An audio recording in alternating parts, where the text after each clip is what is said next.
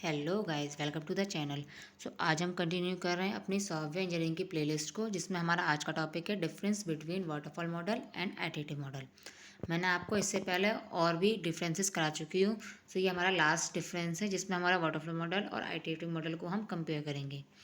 ये टॉपिक बहुत कम आता है, बट ये 2 मार्क्स में या फिर कभी कभी 7 मार्क्स में आ जाता है। तो अगर ये आ गया तो आप इजीली अटैम्प्ट इसे कर सकते हैं। Firstly what is waterfall model. Waterfall model होता क्या है? वाटरफॉल मॉडल हमारा कैसा होता है? सीक्वेंशियल होता है। उसमें फेजेस जो भी होते हैं सारे सीक्वेंशियल होते हैं। उसमें प्रोटोटाइपिंग नहीं होती है, मतलब किसी भी स्टेज का रिपीटिशन नहीं होता है।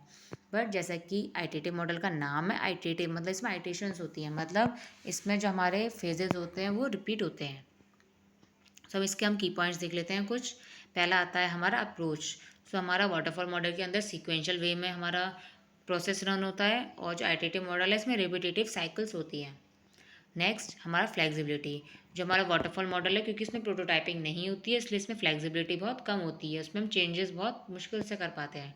और जो हमारा आइटरेटिव मॉडल होता है, इसमें हमारा फ्लेक्सिबिलिटी हाई होती है, मतलब उसको ईजिली चेंज कर सकते हैं।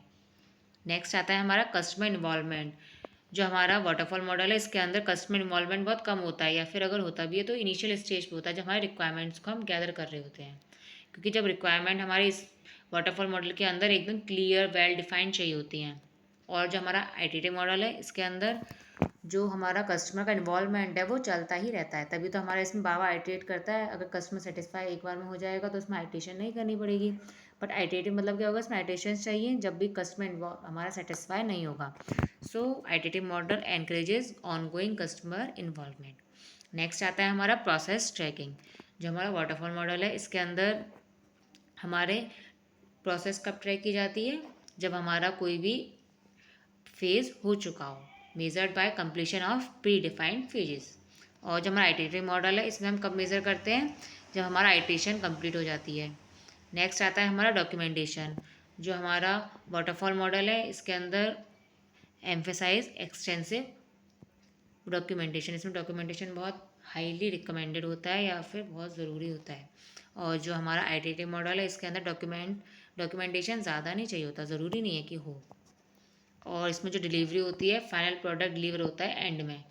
और जो हमारा आइटरेटिव मॉडल है, इसके अंदर हम वर्किंग सबसेट देते हैं, मतलब हम उसको क्या देते हैं? एक डेमो देते हैं, एक प्रोटोटाइप देते हैं, या फिर हम कह सकते हैं एक डमी दे देते हैं। नेक्स्ट आता है हमारा सूटेबिलिटी। जो well defined projects with stable requirements, जिनकी रिक्वायरमेंट्स स्टेबल होती है, उनको हम वाटरफॉल मॉडल के थ्रू बनाते हैं। और जो हमारा आईटीटी मॉडल है, इसमें हम बना सकते हैं अगर हमारी रिक्वायरमेंट्स अनक्लियर हैं या फिर चेंज हो रही हैं, तो उसमें हम आईटीटी मॉडल को यूज़ कर सकते हैं। नेक्स्ट आता है हमारा प्रोजेक्ट साइज़। जो हमारा वाटरफॉल मॉडल है, इसमें प्रोजेक्ट हम यूज़ करते हैं स्मॉल टू मीडियम प्रोजेक्ट्स, ज़्यादा बड़े यूज़ नहीं कर सकते हैं। और जो हमारा आईटीटी मॉडल होता है, इसमें हम स्मॉल टू लार्ज प्रोजेक्ट्स बना सकते हैं। इसमें हम स्मॉल भी बना सकते हैं आईटीटी मॉडल में, बट अगर स्मॉल हमारा वाटरफॉल से बन सकता है तो हम उसको क्यों यूज़ करें? हमारी कॉस्ट और हमारा टाइम दोनों वेस्ट होगा, तो इसलिए हम लार्ज प्रोजेक्ट्स को इसमें मोस्टली बनाते हैं। ये था हमारा difference between waterfall model and ITT model. अगर आपको इसमें कोई भी डाउट हो तो आप कमेंट कर सकते हैं। और अगर आपको मेरी वीडियो अच्छी लगी हो तो लाइक करें, शेयर करें, सब्सक्राइब करें। और नेक्स्ट वीडियो बहुत जल्द आएगी। Thank you for watching. Bye bye.